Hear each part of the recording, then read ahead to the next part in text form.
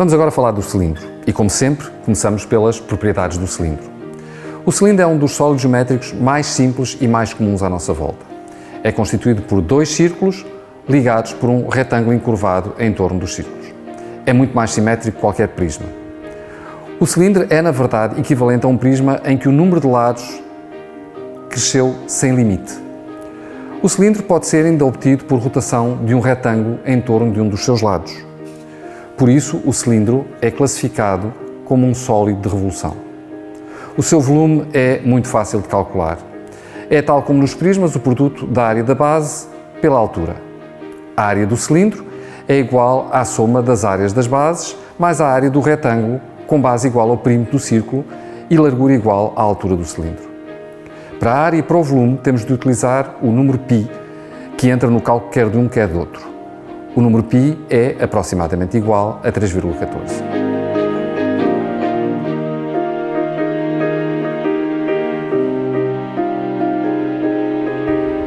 Vamos ver agora as simetrias do cilindro.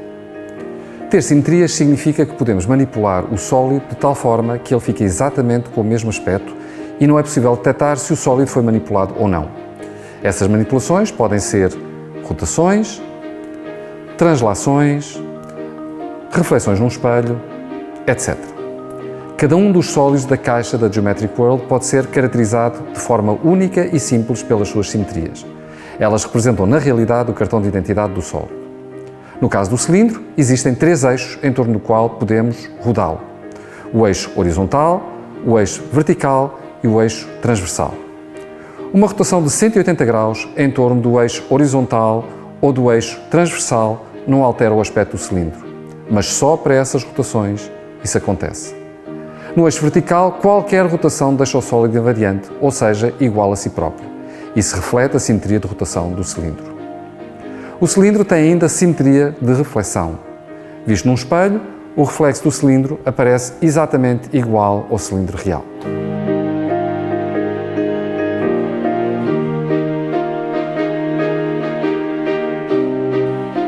Vamos ver agora as rotações do cilindro. A inteligência espacial permite localizar-nos no espaço à nossa volta, mas permite-nos também manipular mentalmente e matematicamente o espaço e os objetos para outros fins, como projetar um edifício ou desenhar o braço de um robô. As operações que vamos fazer de seguida servem apenas de exemplo e de treino dessa inteligência espacial. Como dissemos, existem três eixos principais de rotação do cilindro. Vamos designá-los por eixo X, eixo Y e eixo Z. Isto é uma rotação de 90 graus em torno do eixo X. Isto é uma rotação de 90 graus em torno do eixo Y. E isto é uma rotação qualquer em torno do eixo Z. Uma rotação de 90 graus em torno do eixo X, seguida de uma rotação em torno do eixo Y, dá isto, enquanto que uma rotação em torno do eixo Y, seguida de uma rotação em torno do eixo X, dá isto. O cilindro mudou de aspecto, o que mostra que a composição de rotações não produzem o mesmo aspecto e, portanto, não é uma operação comutativa, ao contrário das operações usuais de adição ou multiplicação de números.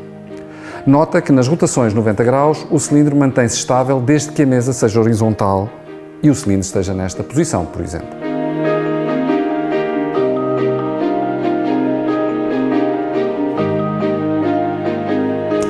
Onde é que aparece o cilindro? O cilindro aparece com muita frequência à nossa volta.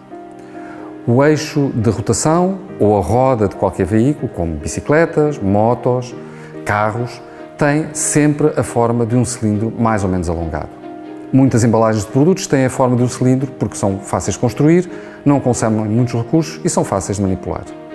Na natureza existem cilindros em grande quantidade. Os troncos das árvores, por exemplo, são basicamente cilindros que são construídos por cilindros concêntricos, um por cada ano de vida. Quando se corta a árvore, pode-se medir a sua idade e o clima nesse ano pela observação dos anéis resultantes.